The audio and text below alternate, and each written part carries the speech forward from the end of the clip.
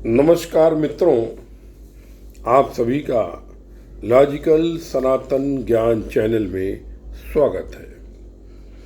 आज हम बात करते हैं भगवान श्री कृष्ण पर जो विभिन्न प्रकार के आक्षेप लगाए जाते हैं, उसके तृतीय खंड में कुछ अन्य बातें हम आपसे करना चाहते हैं कि जो आक्षेप लोगों ने लगाए हैं उन आक्षेपों पर चर्चा करना चाहते हैं। भगवान श्री कृष्ण पर लोग ये आक्षेप लगाते हैं सबसे पहले कि भगवान श्री कृष्ण ने हमेशा सबको धोखे से मारा। जैसे कि भीष्म को शिखंडी के पीछे अर्जुन से बाण चलवाकर, कर्ण को जब रथ का पहिया फंस गया तब, और गुरु द्रोणाचार्य को अश्वत्थामा की बात बताकर, वगैरह वगैरह।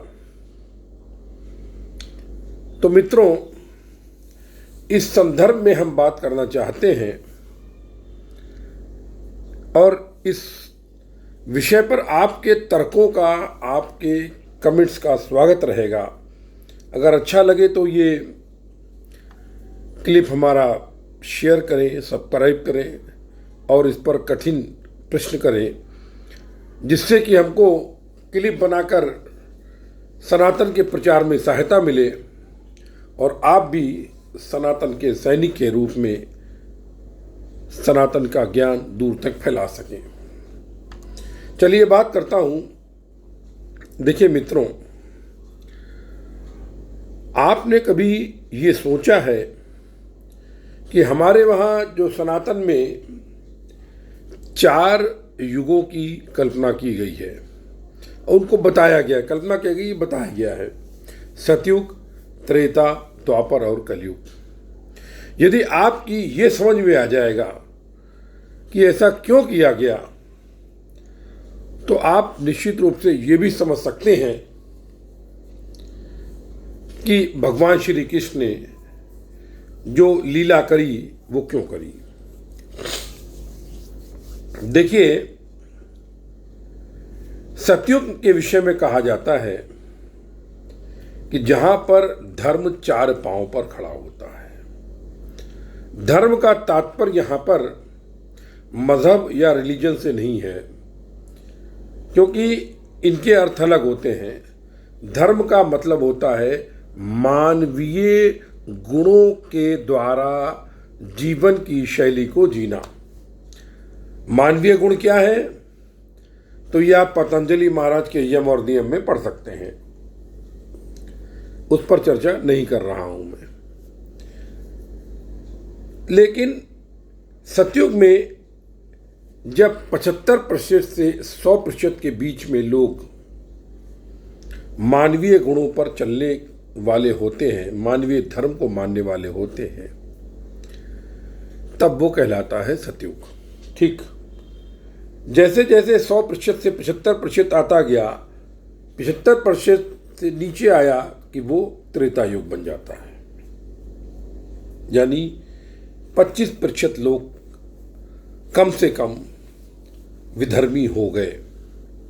ठीक इसी तरीके से जब 50% से नीचे चालू हुआ हल्का सा, तो वो द्वापर युग बन गया, और 25% से नीचे जब अच्छे लोग हो गए तब वो कलयुग कहलाने लगा। ठीक है सर।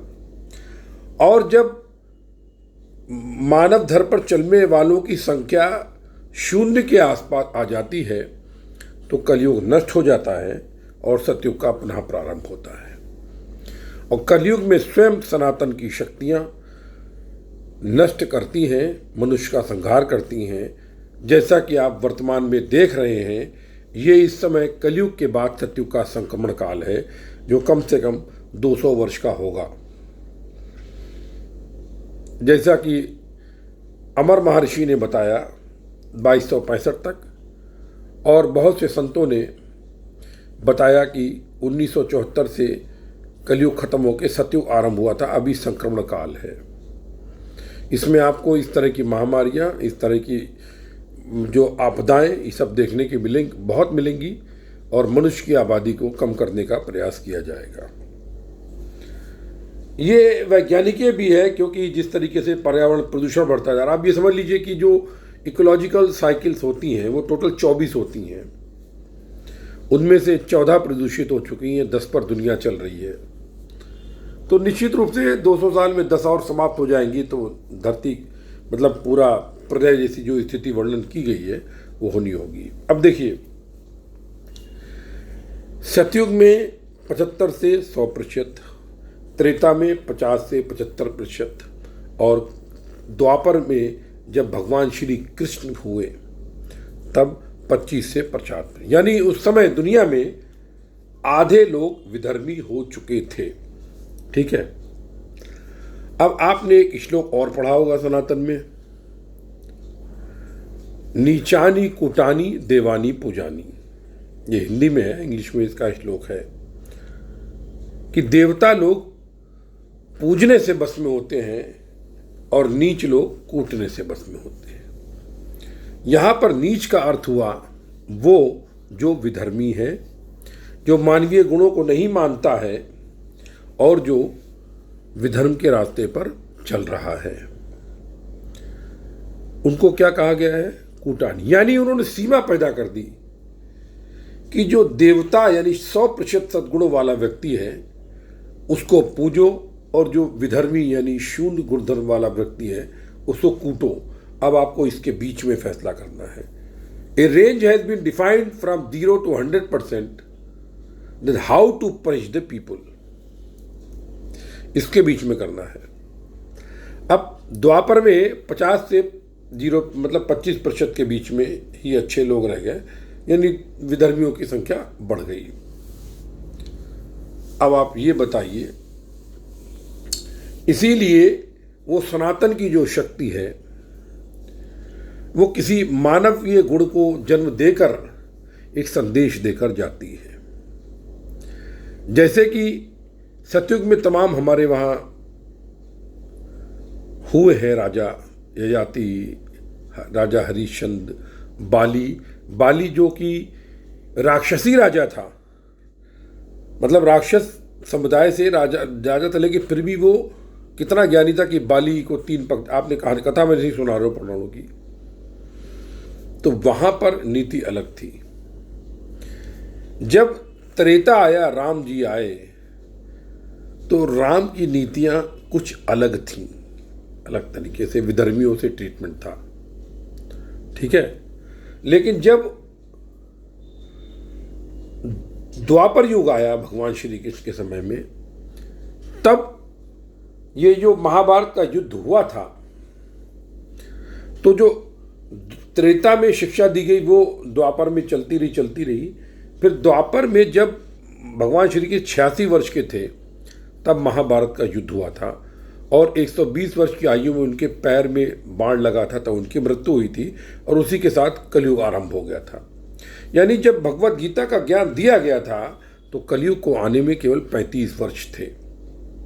तो जो भगवत गीता का ज्ञान था वो कलयुग के लोगों को समझाने के लिए दिया गया था कि आने वाले कलयुग में तुम किस तरीके से तुम्हें काम करना है। अब देखिए, मैंने बताया आपको दंड के लिए 100% देवलोक, 0% इसके बीच में रेंज में आपको तय करना है दंड। तो भगवान श्री कृष्ण ने ये बताया कि कलयुग में विधर्मियों का नाश तुम धर्म के रास्ते पर चलकर नहीं कर सकते हो। जैसे कि बर्मा यानी श्याम में, उसमें बोला ना उसने, विराथू ने, कि आप कितने बड़े अहिंसावादी क्यों ना हो, आप एक पागल कुत्ते के साथ नहीं सो सकते। यही बात कलयुग में, ये मतलब कलयुग के लिए थी जो द्वापर भगवान श्री कृष्ण ने करी। तो इसलिए पहली बात तो ये आप लोग समझिए, कलयुग के अंदर आप सतयुग के मूल्यों से मूल्यांकन नहीं कर सकते। किसी भी व्यक्ति की वाणी कार्य को देश, काल और परिस्थिति के अनुरूप ही तौला जाता है, और तभी वो बताया जाता है कि वो व्यक्ति कितना महान था। उसके आधार पर आप मूल्यांकन कर सकते हैं। अब आप सतयुग की बात कलयुग में लगाएंगे, अगर विधर्मी को दंड देने के लिए, तो वो विधर्मी मानेगा नहीं, समझेगा नहीं, क्योंकि उसके अंदर मानवीय गुण पूर्णतया समाप्त हो चुके हैं। इसलिए आपको द्वापर कलयुग में चलेगा। जो भगवान श्री कृष्ण ने द्वापर अंत में उपदेश दिया वो कलयुग में चलेगा। जैसे बोला गया वो अहिंसा परमो धर्मा, लेकिन उसके आगे का श्लोक नहीं बोला गया। इसीलिए भगवान श्री कृष्ण ने शिक्षा देने के लिए कि विधर्मियों के नाश के लिए तुम्हें उसी समय की जो नीति है और जो रीति है उसी के अंतर्गत उस दुष्ट को उसको दंड देना होगा। और इसके लिए उन्होंने उदाहरण दिखाया अभिमन्यु को, क्योंकि युद्ध के पहले जब दोनों के बीच में समझौता हुआ था तो भीष्म ने बहुत ज़्यादा नियम कानून बनाए थे, और उन नियम कानून में ये भी था कि एक महारथी से एक लड़ेगा, निहत्थे पर वार नहीं होगा है, और मृतक का अपमान नहीं किया जाएगा। ये 3 प्रमुख थे, और भी थे, मतलब रात को युद्ध नहीं होगा, ये होगा वो होगा, घायलों को सभी लोग सहायता करेंगे चाहे किसी भी पक्ष हो, इस तरह की बात थी। लेकिन युद्ध के आरंभ में जब अभिमन्यु को मारा गया तो सारी परंपराएं तोड़ दी गईं। उस एक महारथी को अभिमन्यु को मारने के लिए 7 महारथी जुट गए चारों तरफ से, उसको निहत्था किया, निहत्थे पर वार किया, उसके बावजूद भी पीछे से आके गर्दन पर वार करके उसकी हत्या करी। और जब मर गया तो जयद्रथ ने उसके सर पर पैर रखकर अट्ठास किया, हंसी, मतलब एक तरह से हंसी उड़ाई। तो सारी परंपराएं उन्होंने तोड़ दी। तो ये घोषित करता है कि ये उनका इरादा क्या है कि वो युद्ध जीतने के लिए किसी भी स्तर पर गिर जाएंगे और कोई भी मर्यादा तोड़ देंगे। तो मित्र, आप मर्यादा में रहकर युद्ध नहीं कर सकते। इसीलिए भगवान श्री कृष्ण ने सभी तरह की नीति का, साम दाम दंड भेदी का सहारा लेकर कौरव पक्ष के सभी महारथियों को मरवाया। मरवाया सही शब्द है, क्योंकि भगवान श्री कृष्ण महायोगी और अवतार थे, तो वो लोगों के साथ में पूर्व जन्म की, इस जन्म की तमाम कहानी और लोगों के श्राप जानते थे। दूसरी बात यह है कि चूंकि वो अवतार थे तो उनको लोगों की बात रखनी थी। जो तेजस्वी लोगों ने श्राप दिया था, उन लोगों की बात रखने के लिए उनको, भगवान श्री कृष्ण को, ये सब लीला करनी पड़ी। कलयुग में किसी का शाप फलित नहीं होता है, बहुत मुश्किल है मतलब, लेकिन द्वापर तक लोगों का शाप फलित होता था। उसकी लाज रखने के लिए उन्होंने ये लीला करी, और एक तरीके से जो आपको निगाहों में दिख रहा अधर्म, उसका सहारा लेकर के विधर्मियों की हत्या की, यानी कांटे से कांटा निकाला।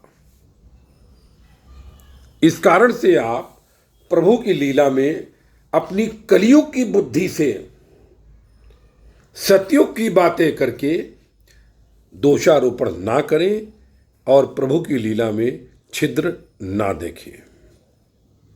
यही बात राम जी के साथ भी लागू होती है, जो उन्होंने सुग्रीव के भाई बलि का वध किया था। जब बलि के सामने जाने से सामने वाले की आधी शक्ति आधी हो जाती हो तो उसको कैसे मारा जाएगा? जब उसने छल वाला वरदान ले लिया ब्रह्मा को प्रसन्न करके कि मेरे सामने जो है उसकी आधी शक्ति हमको मिल जाए,